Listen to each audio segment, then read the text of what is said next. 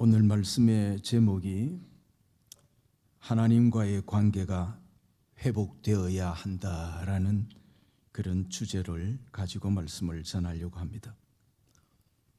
우리가 신앙생활 하면서 회복이라는 말을 자주 하고 듣기도 합니다. 회복이라는 말은 대단히 중요합니다. 신앙생활을 제대로 잘 하려면은 하나님과의 회복이 기본이다. 에베소서 2장 11절 말씀을 보면 우리는 원래 하나님도 없는 자들이었고 그리스도 밖에 있었으며 세상에 소망이 없는 자들이었다. 한마디로 우리 하나님과의 관계에 있어서는 원수지간이다라고 정의를 내립니다. 그런데 에베소 2장 13절에는 이제는 전에 멀리 있던 너희가 그리스도 예수 안에서 그리스도의 피로 가까워졌다라는 굉장히 희망적인 그런 말씀을 하고 있습니다. 이 얼마나 큰 은혜고 축복인가. 하나님의 이 심성을 그대로 말씀해 주신 것이라고 생각이 됩니다. 우리가 하나님과의 관계가 회복되려면 우리들이 어떤 존재인가를 바로 알아야 합니다. 원래 인간은 하나님과의 관계에서 보면은 하나님의 형상대로 지음을 받은 만물의 영장이다라고 말합니다. 그런데 아담의 죄로 인하여서 인류는 타락하게 되었고 그걸 우리는 원죄라고 합니다. 그 죄의 영향을 받아서 우리가 살아가면서 계속적으로 죄를 짓는데 그것을 자범죄라 그렇게 표현합니다. 하나님과의 관계가 범죄로 인하여서 깨져버리고 끊어져 버리고 하나님의 형상을 잃어버린 것입니다. 그래서 에덴이라는 하나님이 만들어 놓은 동산에서 쫓겨나기도 했습니다. 근데 성경은 거기에서 끝나지 아니하고 우리를 구원하시기 위해서 성경은 다양하게 우리에게 구원의 초청을 하시고 있습니다. 구약 성경에 있어서도 구원이라는 이 단어가 여호수아라는 말로도 표현이 되고 오늘 호세아라는 말로도 표현이 되고 예수라는 말로도 표현이 됩니다. 그래서 예수는 구원이다. 호세아도 여호와는 우리의 구원이시다. 여호수아도 그런 뜻을 그대로 가지고 있습니다. 성경은 하나님과의 관계가 끊어져 있는 인류를 향해서 다시금 회복하자고 말씀을 계속해서 전달하고 계시하고 있습니다. 오늘 호세아 선지자를 통해서 회복의 3단계를 잘 설명해 주고 있습니다. 1절에 보면은 우리가 여호와께로 돌아가자 Let us return. 2절에 보면은 우리가 그의 앞에서 살리라 Let us live. 그리고 3절에 보면 우리가 여호와를 알자 Let us know. 그렇게 되어 있습니다. 1절에 보니까 여호와께로 돌아가라는 겁니다. 턴하라는 거죠. 리턴을 해야 됩니다.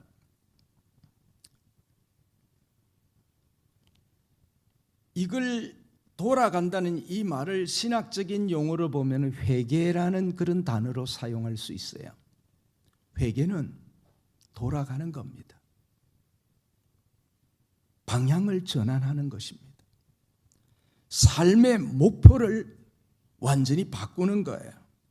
세상에서 하나님께로, 교회도 초대교회로, 우리의 진리 운동도 말씀으로, 우리의 삶의 모델이 예수 그리스도로, 삶의 과정이나 시작이나 결과, 목표가 그리스도이시라는 겁니다. 그러니까 호세아는 이스라엘에서 너희들을 하나님이 선민으로 택했다. 선민이 하나님을 버리고 이방으로 돌아간다, 우상으로 돌아간다, 세상과 동맹을 맺고 그렇게 산다, 이건 말이 안 된다는 거예요. 그래서 1절에서 우리가 여호와께로 돌아가자고 했는데, 이스라엘이 어떤 상황이 있기에 하나님은 이 호세아를 통해서 이런 촉구를 하셨을까요? 호세아서 5장 14절에 보면은 내가 에브라임에게는 사자 같고 유다 족속에게는 젊은 사자 같으니 바로 내가 움켜갈지라도, 내가 탈취하여 갈지라도 건져낼 자가 없다라고 하나님의 엄미한 심판에 대한 말씀이 소개되고 있어요. 이스라엘 백성들은 사자같이 맹렬한 하나님의 심판을 면할 길이 없게 되었습니다. 왜? 당시 이스라엘은 남과 북으로 나누어져 있었습니다. 남유다, 북이스라엘. 근데 둘 다 우상 숭배를 자행하며 이방 나라들과 동맹을 하고 하나님의 백성이 지녀야 할 거룩을 상실해 버렸어요. 이 거룩이라는 것은 구별이라는 말로 풀이를 할 수 있어요. 구별되어져야 되는데 구별되지 않고 그들과 완전히 혼합돼 버렸다라는 것입니다. 그래서 호세아 선지자는 이스라엘 백성을 향하여 하나님께로 돌아가라고 강하게 외쳤던 것입니다. 호세아는 북이스라엘의 선지자였지만은 호세아서의 배경을 보면은 남유다 왕 우시야, 요담, 아하스, 히스기야 시대를 거쳐서 당시 여로보암 그 2세 때에 이스라엘은 가장 외형적으로는 번성했지만은 영적으로는 가장 부패한 시기였습니다. 이사야, 아모스, 미가 그런 선지자들과 함께 활약을 했는데, 이 선지자는 하나님의 뜻을 인간에게 그대로 전달하는 사람입니다. 그래서 때로는 말씀으로, 때로는 계시로 그렇게 전달을 합니다. 결국 북쪽 이스라엘은 여로보암 말기부터 국권이 쇠약해지면서 혼란을 겪다가 BC 예수님 오시기 전 722년에 멸망하게 됩니다. 하나님께서는 멸망 전에 저들에게 이런 선지자를 통해서 경고를 하셨습니다마는 저들은 하나님의 말씀에 귀를 기울이지 않습니다. 하나님께로 돌아가는 길만이 이스라엘 백성들이 받은 상처와 심판으로부터 회복되는 길이었습니다. 그래서 여호와께로 돌아가 우리의 마음을 새롭게 새 마음으로 변화시키라, 회복시켜야 된다라고 한 겁니다.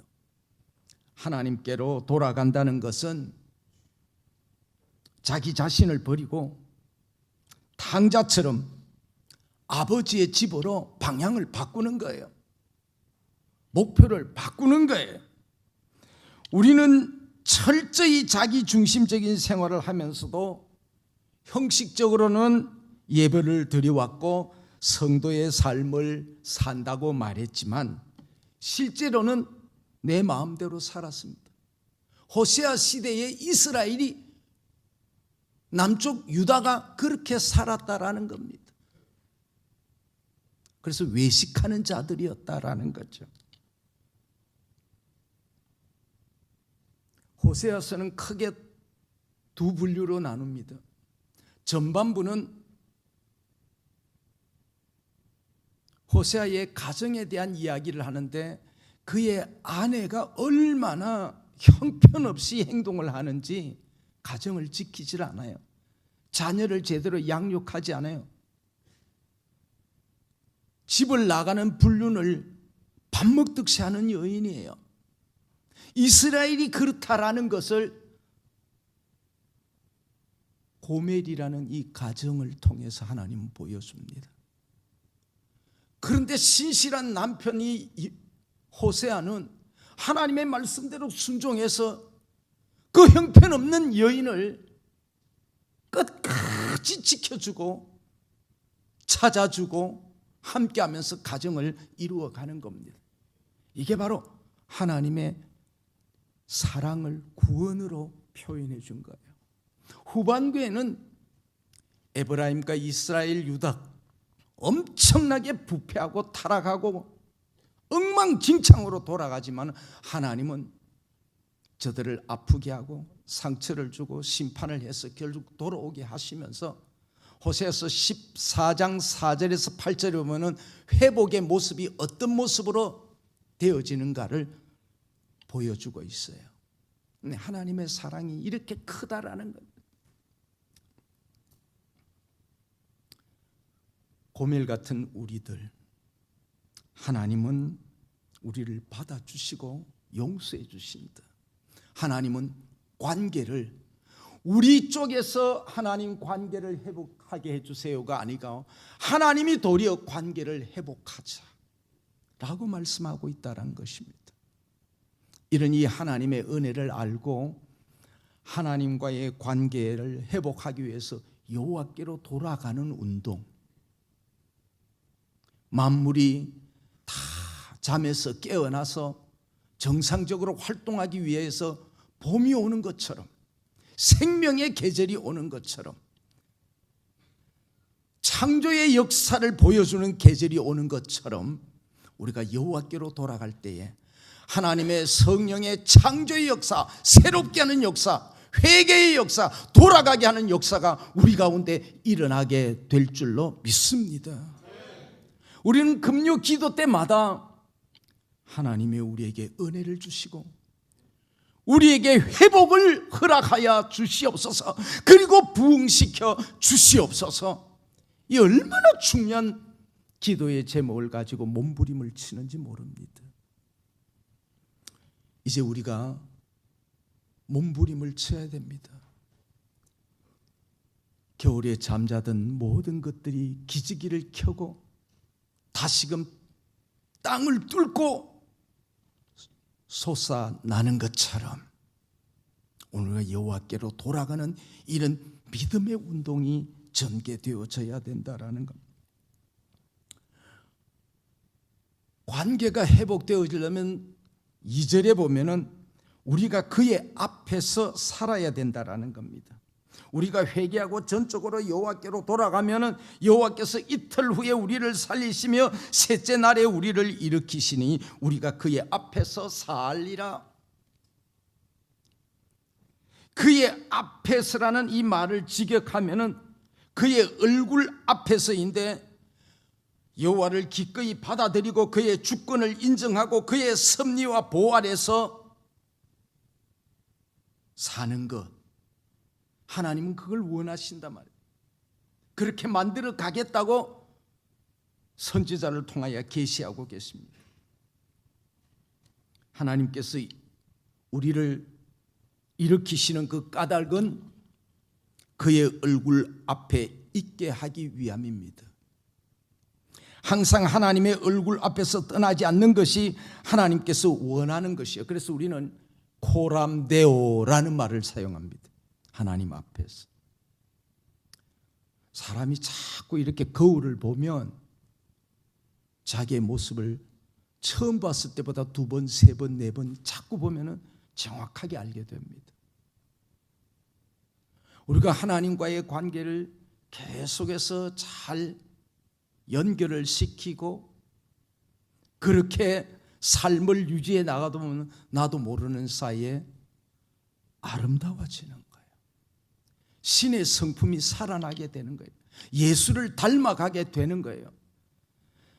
생명이 죽은 생명이 아니고 산 생명이기 때문에 영생이라는 말을 우리는 알게 된다라는 것입니다. 하나님 앞에서 우리가 고람되어 살게 될 때에 회복이 빨라요. 지적인 회복, 감정적인 회복, 의지적인 회복이 아주 빠릅니다. 치료가 급속도로 이루어지는 것입니다. 회개하고 돌아오면은 영적이며 도덕적으로 회복될 뿐 아니라 우리의 영혼이 소생된다라는 거예요. 메시아를 통해서 영원한 생명으로 다시 살릴 것을 성경은 말씀하고 네가 바라봐야 할 영원한 본향은 하나님의 나라다.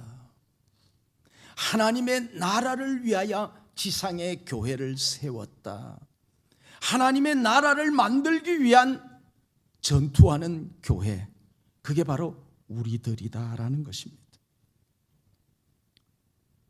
사랑하는 성도 여러분, 우리가 찬송도 나 이제 주님의 새 생명 얻은 몸, 관계가 회복되어짐으로 인하여 여호와께로 돌아감으로 인하여서 옛것은 지나고 새로운 삶이 된 겁니다. 그 생명 내 마음에 강같이 흐르, 그 사랑 내게서 해같이 빛난다. 영생을 누리며 주 안에 살리라. 오늘도 내일도 주 함께 살리라. 이와 같은 축복이 있기를 주의 이름으로 축원합니다. 여러분들, 제 취미가요 많은 게 있지만은 저는 자전거 라이딩 굉장히 좋아합니다. 놀라지 마세요. 전국 실버대회에서 내가 2등 한 사람이야. 토요일 날에도 50km를 탔거든. 한강 저 아라뱃길을 일반 자전거 타지 않아요. 저는 로드 자전거를 타요. 2대나 있어요. 겨울 동안 좀 움직이지 않았지만은 제가 속도를 내면 한 35에서 40km 정도 달립니다. 여러분들 저하고 한번 하면 게임 안 돼요. 부평에서도 이름 나 있어요. 여러분, 전국 실버대회에서 제가 2등 했다니까. 이게 장난이 아니야. 3, 40년씩 탄 사람들이요. 선수 출신들도 있어. 그런데 이제 강물이 굴포천부터 아라뱃길이 지금 쫙 다 얼음이 녹았어요. 철새들이 거의 날아갔어요. 낚시꾼들이 와서 지금 낚시를 하고 있습니다. 봄이 왔어요. 흐르는 강물을 보면 벌써 잉어가 뛰기 시작합니다. 남생이가 고기를 들고 물 위로 올라와 있어요. 남생이가 뭐예요? 거북이요. 굴포천에는 거북이도 많고 자라도 많습니다. 때로는 자라가 이렇게 큰 게 나와서 해를 쬐고 있고, 자전거 전용 도로에 올라와서 알을 놓기 위해서 어덕을 올라오면 우리가 가다가 스톱합니다. 지나갈 때까지. 옛날 같으면 이런 횡자가 어디서 덜름 잡아 먹지. 그런데 그런 사람 한 사람도 없어요.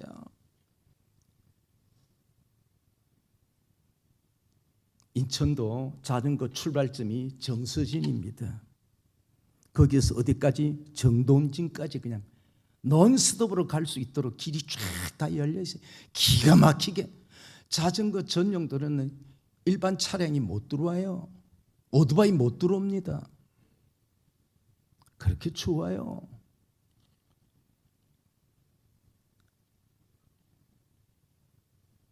봄의 기운을 느끼면서 주 하나님 지으신 모든 세계 내 마음속에 그려볼 때 이 사계절을 주신 하나님 얼마나 감사한지 몰라. 봄을 맞이하면서 영적인 회복, 육적인 회복, 생활의 회복, 예배의 회복, 교제의 회복이 있기를 주의 이름으로 축원합니다. 마지막으로 우리가 여호와를 알자라는 거야. 그러므로 우리가 여호와를 알자, 알되 힘써 여호와를 알아야. 우리가 안다는 것 그냥 아는 것 아닙니다. 인격적으로 알아라는 거예요. 인격적으로 그분의 계획, 그분의 언약, 그분의 약속, 그분의 창조와 섭리와 완성과 종국에는 심판에 대한 것, 하나님의 절대적인 주권과 또 치유하심과 용서하심과 구원하심에 대한 것, 이런 걸 우리가 알 때 힘써 여호와를 알아야 된다라는 겁니다. 어떤 사람은 교회를 다니며 지적으로만 여호와를 알고 있어요. 어떤 사람은 정적으로만 알고 있어요. 어떤 사람은 의지적으로. 그렇게 알아서는 안 됩니다. 부분적으로 알지 말고 우리가 인격적으로, 전인격적으로 하나님을 알고 경험해야 된다라는. 여호와를 아는 것은 우상 숭배와 배교로부터 돌아서려는 강한 열성을 내포하고 있어요. 이것은 계명을 순종하고 하나님을 사랑하는 진실된 마음으로부터 비롯되는 것입니다. 힘쓰라는 마음은 말이라는 그 말이 추적한다, 뒤따른다라는 것입니다. 그러니까 여호와를 알고 섬기는 일에 온 마음과 성품을 다하여 하나님을 찾고 그분을 추적하고 그분을 뒤따르는데 몰두하라라는 것이 여호와를 알되 힘써 여호와를 알라, 그런 뜻입니다. 사도 바울은 예수님을 아는 짓이 가장 고상한 것이라, 지난날에는 그는 율법, 탈무드 이런 것에 대해서 많은 것들을 아는 것이 가장 최고의 인격자인 줄 알았는데 아닙니다. 그리스도를 아는 지식이 가장 고상한 것인 줄 알고 그가 알고 있던 이전의 것들은 전부 다 배설물로 여겼다라는 겁니다. 그래서 새로운 결심과 서약으로 여호와를 알되 힘써 여호와를, 사나 죽으나 내 몸에서 그리스도가 존귀돼 내가 십자가 외에는 다른 것을 일체 알기를 원치 않는다라고 했어요.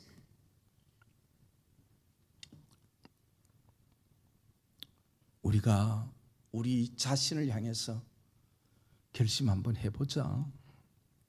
하나님 앞에서 서약 한번 해보자. 이렇게 하고 하나님 앞에 기도하고 무릎 꿇고 우리의 마음을 토해 놓을 때에 하나님은 그때부터 우리를 치유하기 시작하는 것입니다.